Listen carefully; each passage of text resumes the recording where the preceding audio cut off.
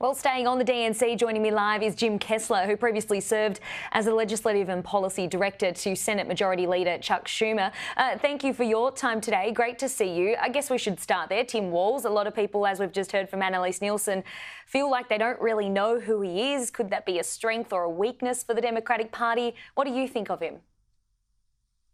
Well, when you have a candidate that people don't really know, there's a race to define him. Look, his initial entrance into the race was a surprise. She was a surprise pick by Harris. People like him. You know, he's this Minnesota nice. There's civility on the ticket. He's a former coach. He's a former teacher. You know, Republicans want to sully that image. They're trying to do it by finding things that, frankly, are, I think, very minor discretions in his past record. When you become vice president, it's like going through a colonoscopy. They're searching for everything. But that's what Republicans are trying to do, sully this image and this ticket. We are expecting to hear from him shortly. What do you think he'll talk about today?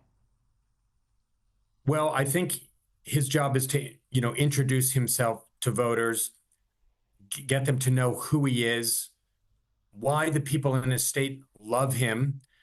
This is a departure of, what we've seen for other candidates. Like, this ticket is trying to show that they're bringing civility and optimism and a forward look to a ticket that, with Joe Biden at the top, for better or for worse, looked like it was backwards looking. So, look, the vice president usually doesn't mean that much on a ticket, but he wants to keep the momentum going because the Harris campaign has had a fantastic 4 weeks. I mean, most of the speakers that we've seen at the DNC so far, they've talked about it being a joyful campaign, about empathy, about values. Is that enough, though? We haven't really heard too much about policy. We haven't really heard Kamala Harris be put under the pressure cooker, so to speak, when it comes to policy moving forward. We need more than just empathy and values. That's what Americans care about, is about the economy, about what's hurting their back pocket, right?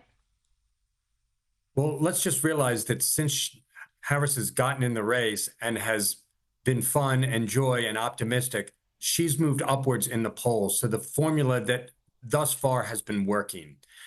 This is the first act of this campaign, starting with Biden's resignation. And this first act ends on Thursday with her speech at the convention. And then we move to the second act, where the candidates are mixing it up in a series of debates.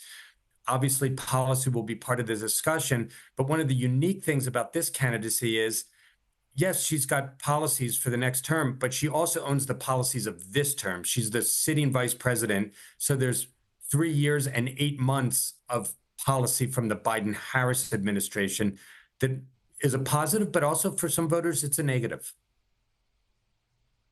I mean, the Obamas spoke. The crowd responded positively. We also heard from Chuck Schumer. How did you think he went?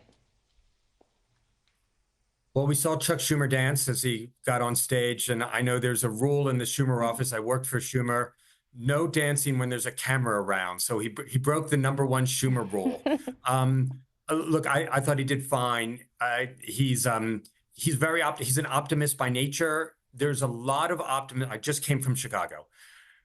I haven't seen the party this optimistic since 2008, when Barack Obama got the nomination in Denver. And the Harris juggernaut right now feels not like a standard Democrat or a standard presidential candidate, but it almost feels like a movement where people they just want to be part of it. And I think some of it is the relief that the voters have a different choice than they thought they were going to be facing for the last 20 months. And it feels like the cork has popped on the bottle. And at least among Democrats, like, that joy is real. I haven't seen it in 16 years.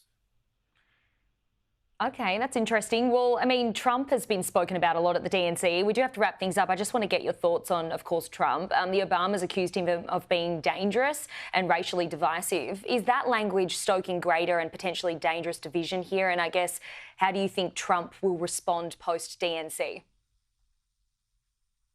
Look, I think Trump is having a hard time figuring out how to prosecute this case against Harris, and they're flailing out there.